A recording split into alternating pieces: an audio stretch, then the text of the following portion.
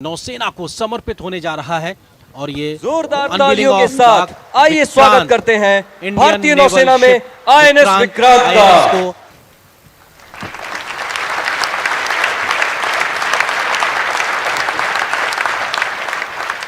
Finally INS Vikrant को Indian navy में commission कर ही लिया गया।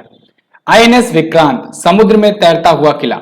वाकई में दोस्तों इसके आने से इंडियन नेवी में ताकत बहुत ज्यादा बढ़ गई है। भारतीय नौसेना अब उन गिने चुने देशों में आ गई है, शामिल हो गई है, जहां पर खुद का एयरक्राफ्ट बनाने की टेक्निक जिसके पास है। अभी तक खुद का एयरक्राफ्ट कैरियर बनाने की क्षमता अमेरिका, फ्रांस, ब्रिटेन, रसिया, चाइना जैसे देशों के पास ही थी। अब इनमें भारत भी शामिल हो गया है। भारत ने आईएनएस विक्रांत बनाया है जो कि स्वदेशी है, पूर्णतः स्वदेशी। 13 साल लग गए हैं इसको बनाने में। आज की वीडियो में हम लोग पूरा फैक्ट जानेंगे, इसके बारे में डिटेल में जानेंगे।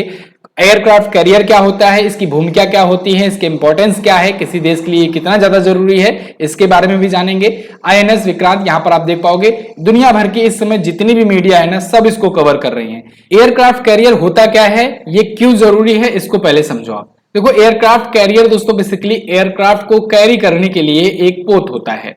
ये वहां पर जरूरी होता है जिसकी समुद्र में ज्यादा से ज्यादा पहुंच होती है। फॉर एग्जांपल जैसे आप इंडिया देखोगे तो इंडिया के प्रोस्पेक्टिव में दोस्तों इधर अरब सागर है, बंगाल की खाड़ी है, नीचे हिंद महासागर है। ऐसे में दुश्मन इतने ज्यादा होने की वजह से हम लोग के लिए बहुत ज्यादा इंपॉर्टेंस है एयरक्राफ्ट कैरियर का। एयरक्राफ्ट कैरियर होता क्या है कि जैसे मान लीजिए जब इतना दूर हिंद महासागर है, अगर यहाँ पर कोई अगर मान लीजिए दुश्मन आया या फिर निगरानी रखनी है, कुछ भी करना है, तो अगर इंडिया की जमीन से अगर हम लोग एयरक्राफ्ट को उड़ाएंगे, वहां से फाइटर प्लेन वगैरह उड़ाएंगे, तो आते आते रास्ते में फ्यूल की प्रॉब्लम आ जाएगी या फिर उतना उसको इंजन को रेस्ट नहीं मिल पाएगा, बहुत सारी चीजें आती है। लेकिन क्या हो अगर हमारा एक एयरक्राफ्ट कैरियर यहां पर हो बीच में, और यहीं से विमान जो है यहीं से लैंड करे, यहीं पर टेक ऑफ करे, ठीक है, और तो फिर यहां से क्या होगा कि उसे विमान को रेस्ट भी मिल जाएगा, निगरानी भी अच्छी से रखी जा सकेगी, बार बार इतनी दूर से आना नहीं पड़ेगा। ठीक है, यहां पर तो मैं छोटे से आपको दिखा दे रहा हूं, लेकिन समुद्र में अगर बात करें तो आप समझ सकते हो कितने दूर दूर तक भारतीय नौसेना की पहुंच रहती है। ऐसे में एयरक्राफ्ट कैरियर की इंपॉर्टेंस बहुत ज्यादा बढ़ जाती है, खासकर भारत जैसे देशों के लिए, क्योंकि आप देखो इधर पाकिस्तान बैठा हुआ है, उधर चाइना भी लगा हुआ है, अपना हिंद महासागर में पकड़ धीरे धीरे बढ़ा ही रहा है। तो ऐसे में इंडिया के लिए दोस्तों बहुत ज्यादा इंपॉर्टेंस था। तो क्या इससे पहले भारत के पास विमान वाहक पोत नहीं थे, भारतीय नौसेना वैसे ही थी? नहीं, भारत के पास आईएनएस विक्रांत नाम से ही एक पहले भी था। आईएनएस विक्रांत नाम, बिल्कुल आप सही सुन रहे हैं, लेकिन वो स्वदेशी नहीं था।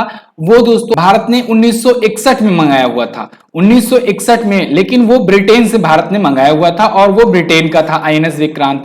इसके बाद वो आगे चल करके 1997 में रिटायर हो गया। ठीक है, तब आप सोचोगे तो मतलब अभी नहीं था, नहीं, ऐसा भी नहीं है। भारत के पास एक और है आईएनएस विक्रमादित्य, ठीक है ना, विक्रमादित्य जो है आईएनएस विक्रमादित्य, ये भी है। फिलहाल अभी मेंटेनेंस इस पर चल रहा है, लेकिन ये भी ठीक ठाक कंडीशन में है।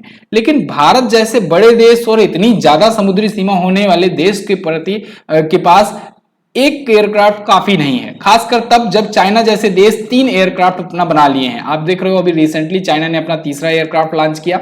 तो आईएनएस विक्रमादित्य ही काफी नहीं था, आईएनएस विक्रांत की जरूरत थी ही। 13 साल तक लगे इसको बनाने में, 13 सालों के बाद ये बनकर के तैयार हुआ।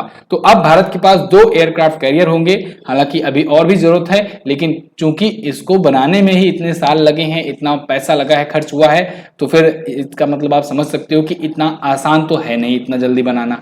तो बनेगा, लेकिन अभी उसमें टाइम तो लगेगा ही। फिलहाल हम लोग आईएनएस विक्रांत की कुछ स्पेसिफिकेशंस के बारे में जान लेते हैं। सबसे पहले इसको बनाने की शुरुआत दोस्तों 2009 से हुई, यानी 13 साल आज लग गए हैं इसको बनते बनते पूरा का पूरा। 2009 में इसकी कील रखी गई, यानी कि कहें कि कंस्ट्रक्शन इसका शुरू हुआ। 2011 में ये डॉक से बाहर आया। ड्राई डॉक से बाहर आने का मतलब है कि इसका ढांचा बनकर के तैयार हुआ था। 2013 में दोस्तों इसे लॉन्च किया गया और बेसिन ट्रायल इसके शुरू हुए। 2021 में ट्रायल, बहुत सारे ट्रायल होते हैं, इसको मैं ऑलरेडी आपको बता चुका हूं।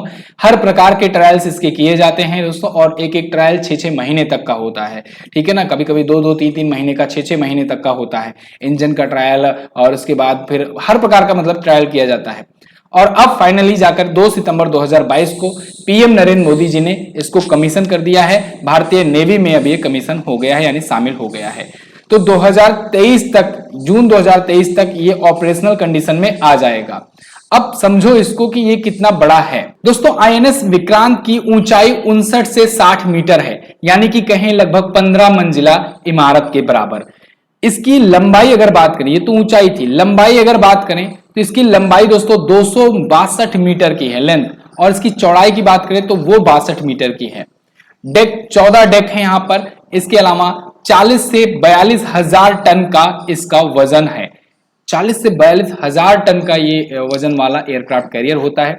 साथ ही साथ यहाँ पर देखेंगे अगला हिस्सा उठा हुआ है। इससे फायदा ये होता है कि टेक ऑफ और लैंड कराने में आसानी हो जाती है। अब इसी एयरक्राफ्ट कैरियर के ऊपर से दोस्तों जो जहाजें वगैरह होंगी, जो फाइटर प्लेन्स होगी, ये एयरक्राफ्ट कैरियर बिना इलेक्ट्रिक सप्लाई के भी 7500 मील की दूरी तय कर सकता है। 20,000 करोड़ की लागत आई है इसको बनाने में और 13 साल लगे हैं। 20,000 करोड़ मामूली बात नहीं होती है। इसमें 2300 के आसपास में कंपार्टमेंट्स हैं। 21,000 टन से ज्यादा स्पेशल ग्रेड स्टील का इस्तेमाल किया गया है। इसमें इसको बनाने में दोस्तों 76% स्वदेशी सामान का यूज किया गया है। ये सबसे बड़ी बात है।